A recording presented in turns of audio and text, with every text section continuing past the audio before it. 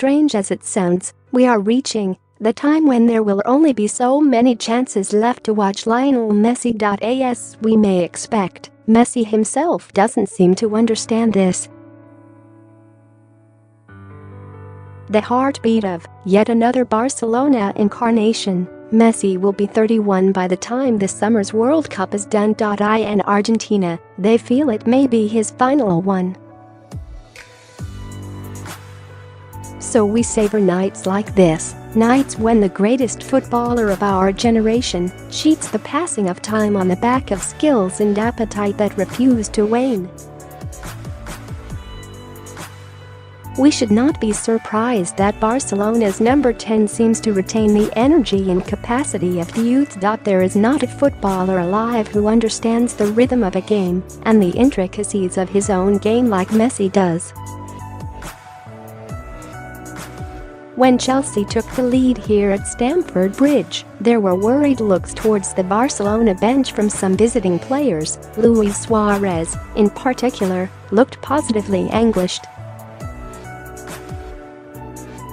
Messi, though, merely bent down to tie his shoelaces. It felt like a moment of intent, and it turned out that way. With less than 15 minutes to go, Andres Iniesta burst into the area, and when he pulled the ball back, Messi eased into space to bury his first goal against Chelsea and place Barcelona in control of this tie. The key here was the space and Messi's ability to find it then use it that so often sets him apart. Unlike many of his peers, including those on his own team, Messi does not seek the ball. He does not hunt the ball. Instead, he finds pieces of solitude, waiting for the ball to come to him. His mind is always switched on, but the body only follows when he has possession. Maybe this is the secret of the endless energy, the eternal youth. He always has energy to burn when it is time to work with the ball. He has more in reserve than opponents who'd have been shuttling back and forth since the game began. Messi would make a mockery of the running stats that analysts are so fond of. If there was a similar measurement available for lurking, then he would be top of every list. To play only in small, isolated bursts takes great skill and great confidence. If you watch him closely, you will see that he spends much of his time simply walking. But when the mood takes him, Messi plays like a great fighter fights. He coasts and then he hits hard when it matters. Timing, they call it. No better example of this came when he scored, but it was there as early as the 10th minute at a time, when Barcelona were dominating possession.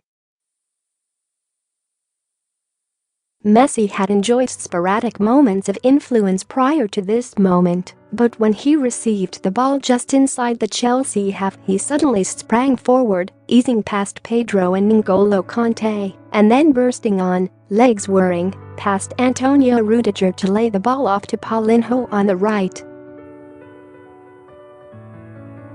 When the ball arrived at the near post a second or so later, it was Messi who was within an inch of turning it in. Barcelona play a little differently under the current coach Ernesto Valverde.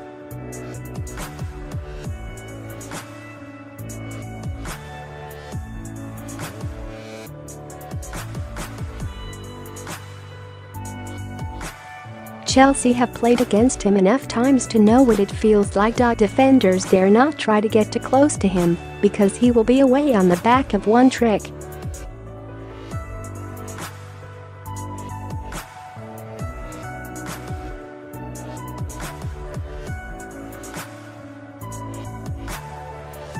The Chelsea holding player reads the game as well as anybody in the Premier League and is quick over the ground too. But he is not Messi quick over 10 yards. Who really is? So this was a night for concentration and for making the right decisions, when to go and when to hold. It gives you a headache just to think about it.